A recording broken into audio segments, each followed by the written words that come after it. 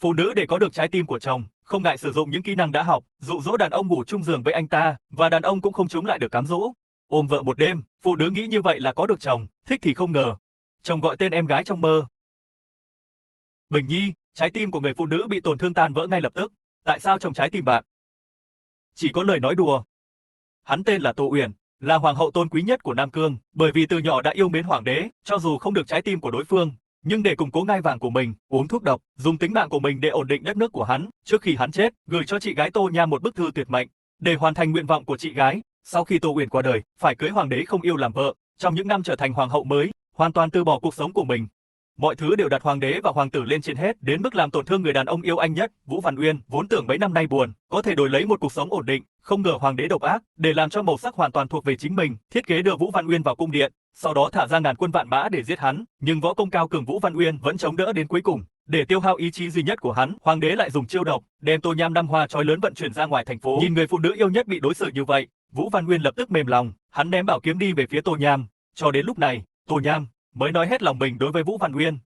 Thực ra 5 năm qua, tôi luôn chụp ảnh kẻ mắt đến Nam Kinh để điều tra tin tức của bạn, mỗi trận chiến đẫm máu của bạn.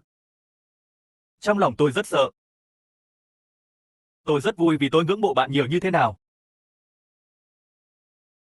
Tưởng rằng kiếp sau dù bạn không muốn,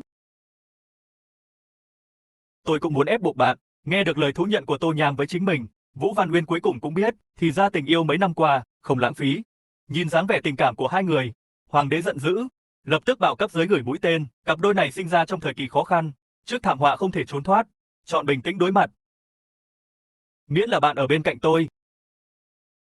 Không sợ Vũ Văn Uyên che mắt Tố Nhan. Tạm biệt người yêu bằng nụ hôn cuối cùng, sau đó theo răng mũi tên rời khỏi dây.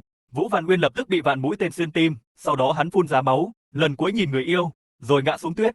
Không còn cuộc sống nữa, vị tướng thuần tình độc nhất vô nhị của nước Nam Cương này, từ đó biến mất trong thế giới của Tô Nham. Tô Nham bất lực, chỉ có thể khóc vì người yêu. Vài ngày sau khi trở về hoàng cung, Tố Nhan thề sẽ chấm dứt hoàn toàn chuyện này. Hắn lợi dụng tình cảm của hoàng đế đối với hắn, đề nghị uống một ly rượu với nhau. Lời hứa, chỉ cần uống hết ly rượu này, hắn sẽ toàn tâm toàn ý đối đãi với hoàng đế, bắt đầu một cuộc sống mới. Ngươi đây là cuối cùng chấp nhận chấm rồi. Hoàng đế tin tưởng, tưởng rằng Tô Nham thật sự đã buông bỏ quá khứ, vì vậy không xem xét, lập tức uống chén rượu chết này. Sau khi hai người uống xong, Tô Nham bắt đầu phun máu, hắn cười lớn đối mặt hoàng đế, chính mình cũng rất đau. Sau đó trong cơ thể hoàng đế cũng có phản ứng, khi độc tính tấn công, hoàng đế cũng bắt đầu phun máu. Hai ly rượu này chỉ là màu trơn, rượu chết cho bản thân và hoàng đế. Tố Nhàn ngã xuống đất, cả đời đầy tính toán và âm mưu, cuối cùng sẽ trở về đất vàng. Một bên hoàng đế cũng bị kẹt trên mặt đất. Ngay lúc này, Tố Nhàn cuối cùng cũng báo thù cho người yêu. Vào cuối cuộc đời, hắn dùng chút ý thức cuối cùng của mình, đưa tay về phía trước.